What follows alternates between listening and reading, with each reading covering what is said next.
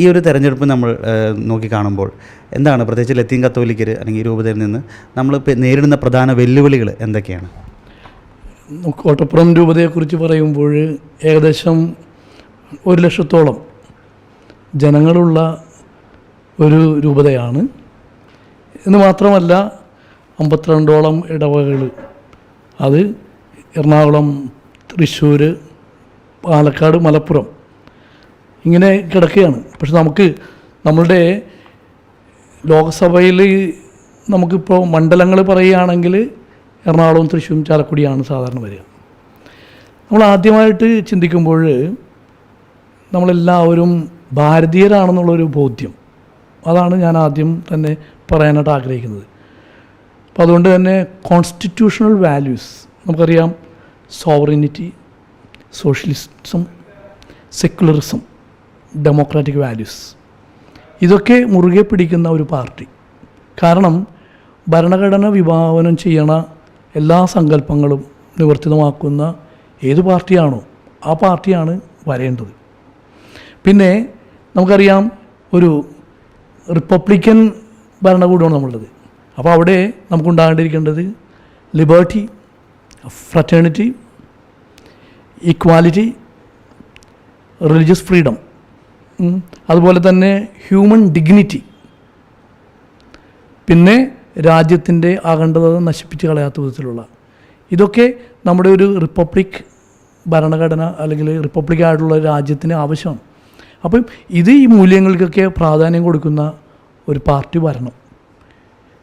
ഈ ക്രൈസ്തവരെ സംബന്ധിച്ച്, ഒരു കത്തോലിക്ക അല്ലെങ്കിൽ ക്രൈസ്തവരെ സംബന്ധിച്ച് വെളിപാടിൻ്റെ പുസ്തകം 21-ാം അധ്യായത്തിൽ പറയുന്നത് തന്നെയാണ്, എല്ലാവർക്കും സമത്വസുന്ദരമായ ഒരു പുതിയ ആകാശവും പുതിയ ഭൂമിയും കണ്ടു എന്ന് പറയുമ്പോൾ അവിടെ എല്ലാ മനുഷ്യരും ഒരുപോലെ ജീവിക്കുന്ന ഒരു സ്ഥലമാണ്.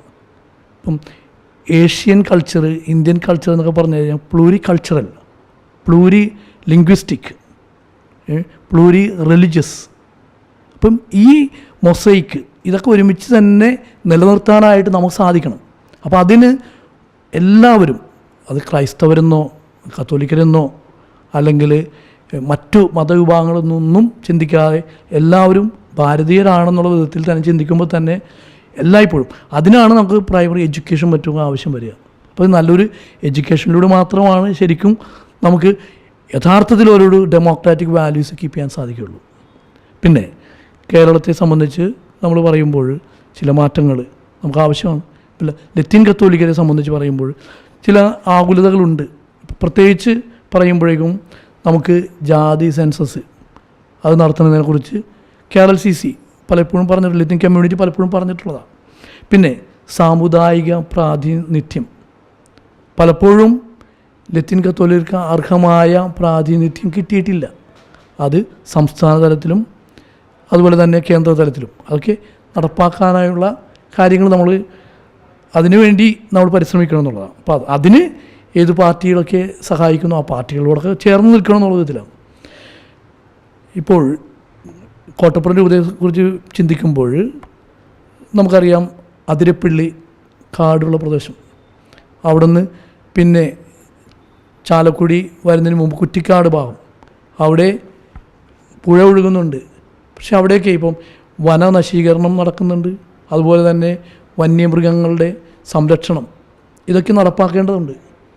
അതുകൂടാതെ തന്നെ കപ്പത്തോട് എന്ന് പറഞ്ഞൊരു അവിടെ നദി അല്ലെങ്കിൽ പുഴ സംരക്ഷണം, നദീതടം സംരക്ഷണം ശരിക്കും മുൻപ് ചില പ്രധാനമന്ത്രിമാരെങ്കിലും ഒരു നദീതട സംരക്ഷണ എല്ലാ നദികളും കൂടിയൊക്കെ ഒരുമിപ്പിക്കാനുള്ളൊരു പരിപാടിയൊക്കെ ഉണ്ടായിരുന്നു.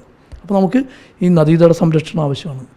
പിന്നെ ചാലക്കുടിയിലേക്ക് വരുമ്പോഴേക്കും ചാലക്കുടിയിലെ വലിയ ഹൈവേ എത്ര വർഷങ്ങളായി ഇതുവരെയായിട്ടും ഹൈവേയുടെ പൂർത്തീകരണം നടന്നിട്ടില്ല. ഇതുപോലെ ഇങ്ങോട്ട് തിരിഞ്ഞു വരുമ്പോഴേക്കും കൊടുങ്ങല്ലൂർ ഭാഗത്തേക്ക് വരുമ്പോഴേക്കും ചാവക്കാട് മുതൽ കടൽ, ജനങ്ങൾ എപ്പോഴും സങ്കടത്തിലാണ്. എപ്പോഴാണ് കടൽ കയറാന്ന് അറിഞ്ഞുകൂടാ. തിരിച്ച് അഴീക്കോട്, മുനമ്പം, ചെറായി ഇങ്ങോട്ട് വരുമ്പോഴും ഈ കടലോര പ്രദേശത്തുള്ള ആളുകളുടെ പല അധികം ഉള്ള ആകുലതകളുണ്ട്. ഈ ആകുലതകളിൽ ഇപ്പം കഴിഞ്ഞ ദിവസം വഖഫായിട്ട് ബന്ധപ്പെട്ടുള്ള പ്രശ്നങ്ങൾ, ഫറൂഖ് കോളേജായിട്ട് ബന്ധപ്പെട്ട 650ഓളം കുടുംബങ്ങൾ അവർ 150 വർഷം മുമ്പ് വന്ന് താമസിച്ചവരാണ്. അപ്പോൾ അവരൊക്കെ അഭിമുഖീകരിക്കുന്ന പ്രശ്നങ്ങളുണ്ട്. അപ്പം സാധാരണക്കാരായ ആളുകളുടെ പ്രശ്നങ്ങളെ കണ്ട് അവർക്കൊക്കെ ക്ഷേമം നൽകുന്ന ഒരു ഗവൺമെൻറ്റാണ് നമ്മൾ ആഗ്രഹിക്കുന്നത്. ഇപ്പോൾ ഹൈവേ പണിയുമ്പോൾ ഹൈവേ ഒന്നും വേണ്ട എന്നുള്ള വിധത്തിലല്ല. ഹൈവേ ഒക്കെ ഒരു രാജ്യത്തിൻ്റെ വളർച്ച എന്ന് പറഞ്ഞു കഴിഞ്ഞാൽ നല്ല നാഷണലൈസ്ഡ് ആയിട്ടുള്ള നല്ല റോഡുകളുണ്ടാവും എന്നുള്ളതാണ്. പക്ഷേ അതോടൊപ്പം തന്നെ ഒരു മനുഷ്യനും കുടിയിറക്കപ്പെടുകയോ അവർ പുറത്ത് പോകുന്ന രീതിയിലേക്ക് വരാൻ പാടില്ല. ഇപ്പോൾ മൂലംപള്ളിയിൽ അന്ന് ഇപ്പോഴും അവിടെ ആളുകൾ സംരക്ഷിക്കപ്പെട്ടിരുന്നില്ല. വിഴിഞ്ഞത്തുണ്ടായ പ്രശ്നങ്ങൾ ഇപ്പോഴും കേസ് മാറിയോ ചോദിച്ചു കഴിഞ്ഞാൽ മാറി എന്ന് പറയുന്നു. പക്ഷേ ഇപ്പോഴും ക്ലാരിറ്റി വന്നിട്ടില്ല. എത്രയോ പേര് വൈദികരും ബിഷപ്പുമാരടക്കം അവർക്കെതിരെയൊക്കെ നിഗൂഢമായ കേസുകളൊക്കെ ഉണ്ടാക്കിയെന്ന് പറയുമ്പോൾ തന്നെ സാധാരണക്കാരോട് പക്ഷം ചേരുന്നവരെയൊക്കെ അടിച്ചു മാറ്റുന്ന രീതിയിൽ അത് ആര് വന്നു കഴിഞ്ഞ് കഴിഞ്ഞാലും അത് അനീതിയാണ്. അപ്പോൾ അതുകൊണ്ട് തന്നെ എവിടെയാണോ ജനങ്ങൾക്ക് വേണ്ടി നീതിയും സമാധാനവും സന്തോഷവും ഒക്കെ ഉണ്ടാക്കുന്ന ഒരു ഗവൺമെൻറ്, അത് കേരളത്തിലായാലും ഇന്ത്യയിലൊട്ടുക്കായാലും ഇങ്ങനെ സമാധാനം സ്ഥാപിക്കുന്ന ഒരു ഗവൺമെൻറ് വരണമെന്നാണ് ആഗ്രഹിക്കുന്നത്. അപ്പോൾ അതിനോട് പക്ഷം ചേരണം.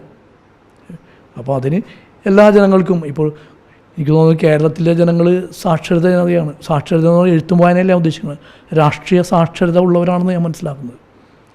അതുപോലെ തന്നെ സൗത്ത് ഇന്ത്യയിലെ ജനങ്ങൾ അവർ സാക്ഷരത ഉള്ളവരാണ്. അപ്പോൾ അവർ തീരുമാനിക്കും, യഥാർത്ഥത്തിൽ ശരിയായ തീരുമാനം എടുക്കാനായിട്ട് അവർക്ക് സാധിക്കട്ടെ എന്നാണ് ആശംസിക്കുന്നത്. അതോടൊപ്പം തന്നെ ഇപ്പോൾ ലത്തീൻ കത്തോലിക്കർ അഭിമുഖീകരിക്കുന്ന ഒരു പ്രശ്നമുണ്ട്. KLC അത് അഡ്രസ്സ് ചെയ്തുള്ള കാര്യങ്ങളാണ്. ഒന്ന്, നമ്മുടെ ഒരു സമുദായ സർട്ടിഫിക്കറ്റ് ലഭിക്കാനുള്ള ഒരു ബുദ്ധിമുട്ട്. ഇന്ന് ഏതെങ്കിലും ഒരു കാരണവശാൽ അത് തരാതിരിക്കാനാണ് പലപ്പോഴും പല വില്ലേജ് ഓഫീസുകളിലും എല്ലാം നടക്കുന്നത്, എന്തെങ്കിലും ഒരു ചെറിയൊരു കാരണം കൂട്ടിയിട്ട്. അതോടൊപ്പം തന്നെ ജസ്റ്റിസ് JB കോശി കമ്മീഷൻ, അത് സർക്കാരിൻ്റെ പല ഇതിലാണ് ഓഫീസുകളിലാണെന്ന് പറയുന്നത് മാത്രമേ ഉള്ളൂ, പക്ഷേ ഇതുവരെ നടപ്പാക്കുന്നില്ല. ഒരുപക്ഷെ നമ്മുടെ ലത്തീൻ സമുദായം ഒരു പിന്നോക്ക OBC പ്പെട്ട സമുദായമാണ്. നമുക്ക് കിട്ടേണ്ട പല ആനുകൂല്യങ്ങളും അതിൽ നിന്ന് ഇല്ലാതായിരിക്കുകയാണ്. അപ്പോൾ ആ ഒരു വിഷയം നമ്മളിപ്പോൾ അത് ഉയർത്തുന്നുണ്ട്. മിക്കവാറും ഈ പ്രശ്നങ്ങളൊക്കെ സംസ്ഥാന തലത്തിൽ പരിഹരിക്കേണ്ടതാണെന്നാണ് എനിക്ക് തോന്നുന്നത്. അപ്പോൾ ഈ ഒരു തിരഞ്ഞെടുപ്പുമായിട്ട് ബന്ധപ്പെട്ട് അതിന് പ്രസക്തമാണോ എന്ന് എനിക്ക് അറിഞ്ഞുകൂടാ. എങ്ങനെയായാലും JB കോശി കമ്മീഷൻ്റെ അവൻ്റെ റിപ്പോർട്ട് പ്രസിദ്ധീകരിക്കണം.